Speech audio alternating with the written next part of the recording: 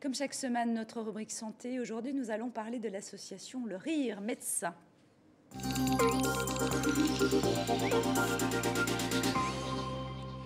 Des clowns à l'hôpital, des clowns qui fêtent leur anniversaire. Cela fait 20 ans qu'en France, l'association fait rire les enfants hospitalisés.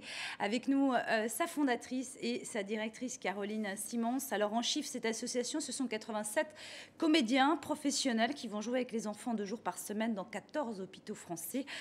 Vos clowns sont bien acceptés par le personnel médical 20 ans plus tard.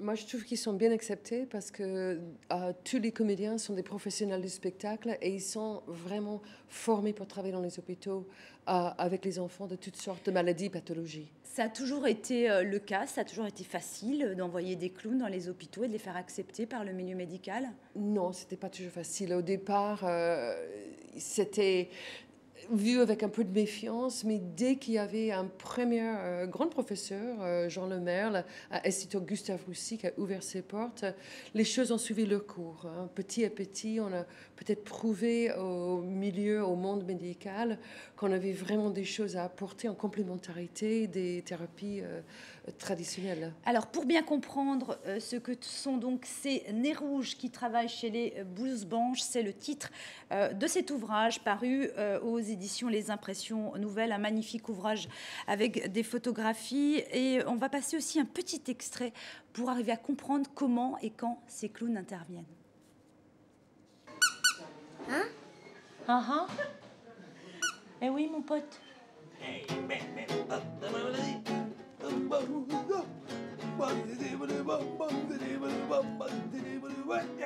Vas-y, prends ma tension. Vas-y, attends, donne-moi du papier, voilà. Quand vous allez partir, vous m'oubliez pas surtout. Oh, bah non, Parce que je vais dormir là.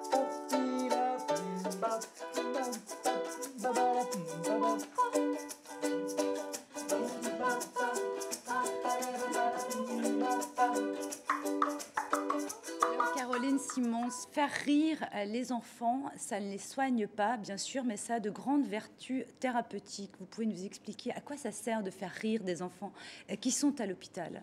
Je pense que les enfants qui sont enfermés dans une situation hospitalière, ils ont besoin qu'on les libère l'imaginaire et qu'ils se souviennent qu'ils sont des enfants. Ils ne sont pas des malades.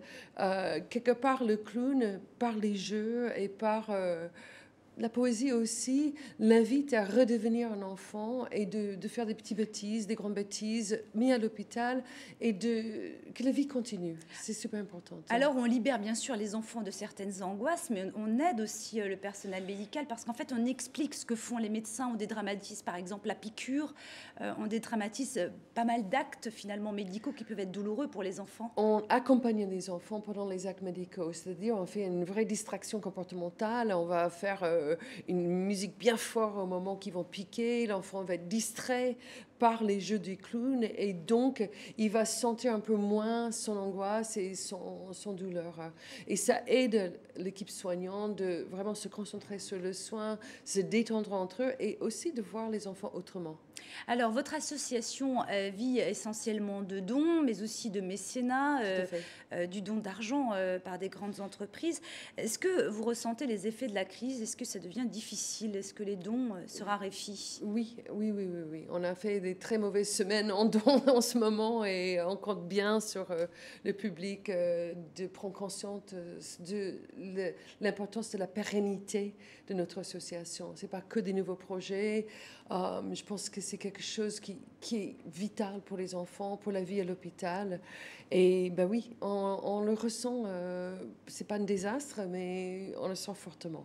Alors justement, si vous voulez faire vos dons à Le Rire Médecin, regardez ci-dessous, sur le bas de l'écran s'affiche l'adresse internet du Rire Médecin, donc www.leriremedecin.asso.fr et n'hésitez pas bien sûr à envoyer vos dons. Merci Caroline Simons d'être venue parmi nous sur le plateau de TV5 Monde.